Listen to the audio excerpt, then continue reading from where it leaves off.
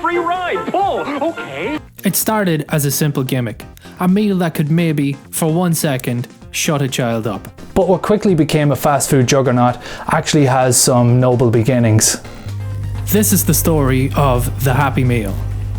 Noticing how difficult it could be for a mother to feed screaming children, a Guatemalan McDonald's operator named Yolanda came up with the menu Ronald in 1977.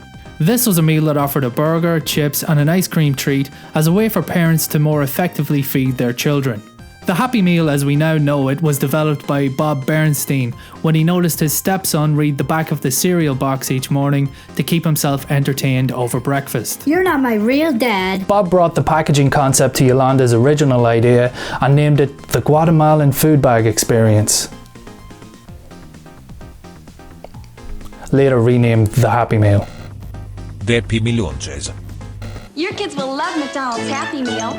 It's food and fun in a box. McDonald's were sure they had landed on a great idea, and advertising campaigns were quickly rolled out. By 1979, the Happy Meal was available across the entirety of the US and other markets. It also didn't take long before McDonald's began the whole promotional movie tie-in thing. The first Happy Meal to do this was rolled out with Star Trek the Motion Picture. Dubbed the Star Trek Meal, it contained games and toys inspired by the sexiest of all Star Trek films. I intend to calculate thruster ignition and acceleration rate to coincide with the opening of the Beecher orifice. Now, what do you suggest we do? Spank it. In order to complete a set of toys, consumers had to buy multiple meals. Cue the birth of the Happy Meal toy. The toys come courtesy of an abused Chinese factory worker. Holy Hamburgers Batman. The marketing tie-ins came thick and fast over the next decade with DuckTales, Fraggle Rock, Hot Wheels. All of these went off without a hitch, except for one. Batman Returns, the sequel to Tim Burton's original Batman, was signed up for the Happy Meal treatment, but McDonald's signed on having only a treatment script of the film to go on. They hadn't yet seen the Penguin rip the guy's fucking nose off, or Catwoman doing the hits, or Christopher Walken getting fucking electrocuted to death.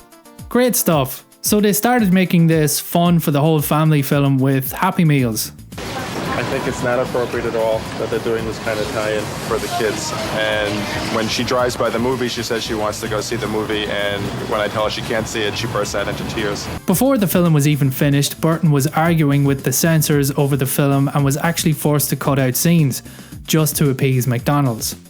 According to Burton, I think I upset McDonald's. They asked, "What's the black stuff coming out of the penguin's mouth? We can't sell Happy Meals with that." One angry parent would write, "Violence-loving adults may enjoy this kind of film, but why on earth is McDonald's pushing this exploitative movie through the sales of its so-called Happy Meals? Has McDonald's no conscience?" So McDonald's were pissed off, Warner Brothers were pissed off that McDonald's were pissed off, and Tim Burton was removed from directing Batman 3. Presumably pissing him off. This whole ordeal made McDonald's much more proactive with the toys and movies they would market with the Happy Meal. They would now have to go over entire scripts, and it actually gave McDonald's a lot of power in dictating how films were developed. So much so that they influenced the campy style Warner Brothers eventually went with Batman Forever. Hollywood magic. How do you like them apples? McDonald's, a company that specialises in fast unhealthy food, has always been criticised for the quality of their fast unhealthy food. To combat this, they started making salads. And I don't even know what to say about the salad. When it comes to the Happy Meal though, not a lot has changed. They added chicken nuggets in the 80s, milk shortly after that, and in 2011 they added in apple slices. Class. Laws were passed to cut down on childhood obesity. Toys could only be included in meals that had 600 calories or less. Except McDonald's were able to avoid that law by charging just a little bit extra for the toys. The slippy bastards.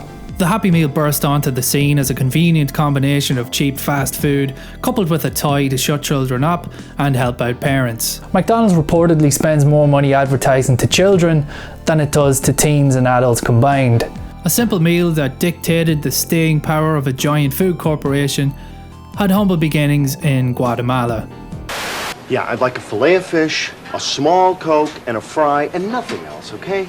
Is that a large fry? I said a small fry. Oh, I'm sorry, sir. I didn't hear you. Is that for here? Yeah, it's for here. All right, your total comes to $278. I'll be right back with the order. And cut.